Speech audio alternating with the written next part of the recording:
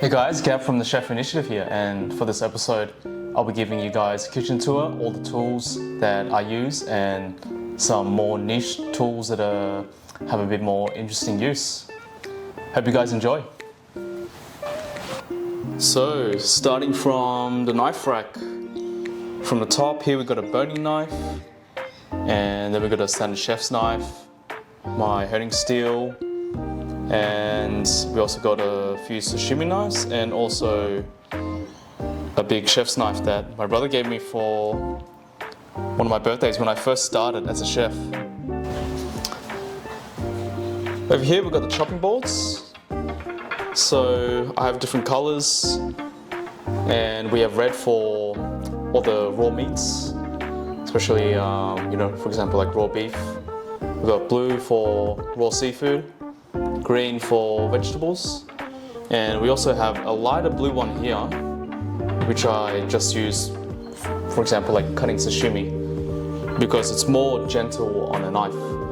And then we have just a standard wood one here, multi-purpose, and we have the black non-slip mat so your chopping board doesn't move when it's on the kitchen table.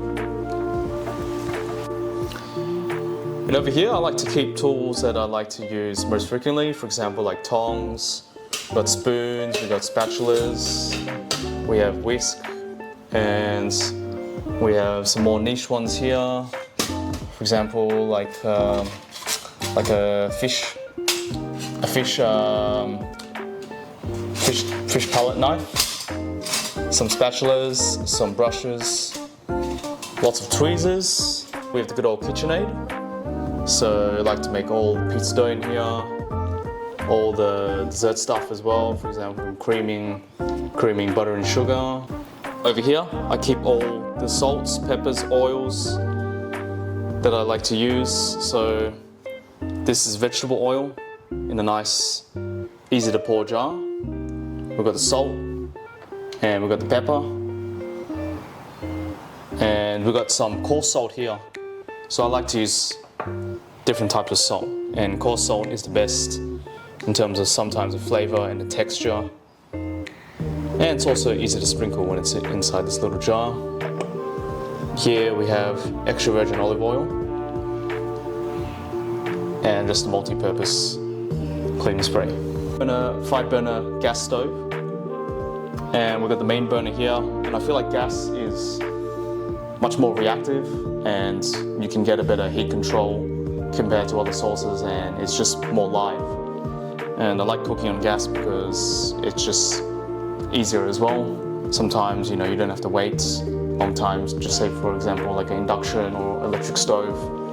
And here we got the oven where the main flame is on the bottom, so sometimes that can be a bit tricky to cook. For example, if you're baking like a cake, I can turn the top on, but I can't turn both at the same time. So I have to compensate by adjusting the different times of when I'm gonna cook on the bottom and when I'm gonna cook on the top. And there's even a rotisserie function as well, which is a bit tricky because it can't hold a lot of weight. Over here we have the sous vide, which is really handy for making a lot of stuff. If you want to prep things, pre-cook stuff, onsen eggs, and if you just want to walk away and just let the machine do the cooking for you. Some cooling racks that I like to use just for like spare dish racks. If I'm drying a lot of dishes, one isn't really enough, and it's kind of annoying when you have to pile everything all in one place. So I like to have different space for the dishes. So going outside to have a look at what I have set up. So I like to fry outside because if you fry inside you find that all the oil fumes, they eventually stink up your place, and it pretty much smells like oil for the next 5 days. So I have the power point inside an extension cord.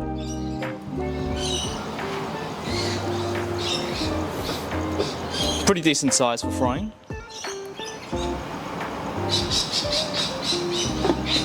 and the temperature can go up to 150 till 190 C. And this one has an automatic filtration system, so if I want to filter the oil after a lot of frying, then I just do that, and then I can just clean it pretty easily. Up the top we have an external gas stove where I like to usually heat up the binchotan for my hibachi, which is like a Japanese grill. We have the charcoal chimney here and a good size burner on the bottom. So I set this up with a gas tank at the bottom. And over here we have the dehydrator, which is good for all sorts of uses. Can go from around 25 or 35 degrees Celsius to 80 degrees Celsius, and it can run up to 24 hours. So you can dehydrate fruit. And over here we have a vac pack machine, which is useful for if you want to store stuff for longer, because it gets rid of all the air, so the product can last longer. And this one's pretty handy if you want to also concentrate certain flavors. You just compress it in a bag, and that's it. Over here we have the spice grinder, useful for even breaking down peppercorns and making all sorts of spices. And we have the sriracha here, which is basically a different type of mortar and pestle because it has the grooves inside. And if you want to break down something much faster with a more different type of grain as well, then you can achieve that with this one. Very useful for grinding sesame seeds. In here we have the Hangi, which is basically just a Japanese wooden rice tub, and it's made of hinoki and bonded with copper around the side to keep it in shape. Here we have the shimoji for tossing Japanese rice in the hangiri, and this is great because you're able to disperse the sushi rice evenly among the rice in the tub. Here we have a tami, which is also known as a drumstick. Great for passing potatoes to get a very silky, smooth texture. Over here we have a bamboo strainer. And the good thing about bamboo is the smells don't really permeate. So just say, for example, if you store raw fish in this, then it's not going to stink. Over here, nice bowl for tossing salad. And some more niche tools. So here we have a sushi brush made with horsehair.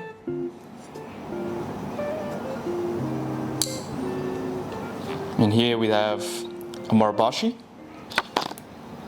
which is just chopsticks for plating.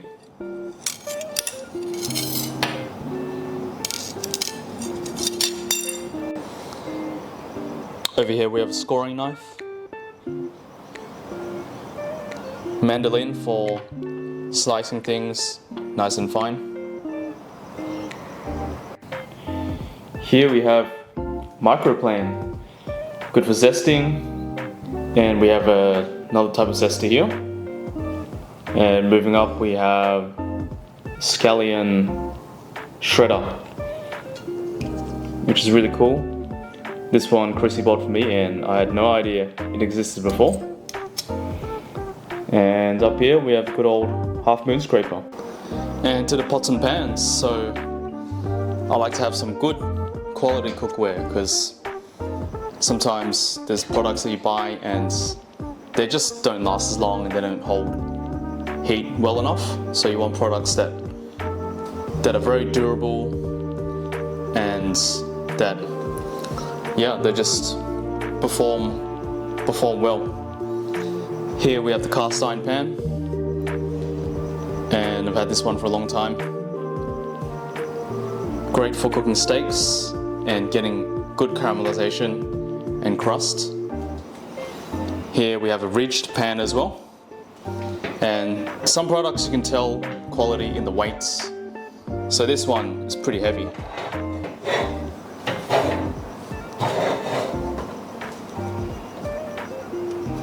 Over here we have a double boiler, so I like to steam things in here. Really easy to use. Over here we have a Takayaki Pan, which is made of copper. Good for making Japanese egg omelette. And over here we have another Japanese skillet. A little bit shallow and decent size as well. It's nicely on a burner. And over here we have the Takayaki Pan, made of cast iron. And you can see the oil, so when you put the takoyaki in, it doesn't stick. So the trick with this is getting high enough heat. So when you pour the liquid in, then it sets fast and you can get a crust, which enables you to flip the takoyaki onto the other side to form a ball.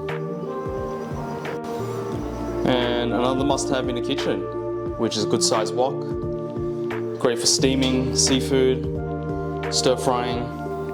And that's a wrap, guys. Hope you guys enjoyed the episode about the various tools or what I use in the kitchen. Peace.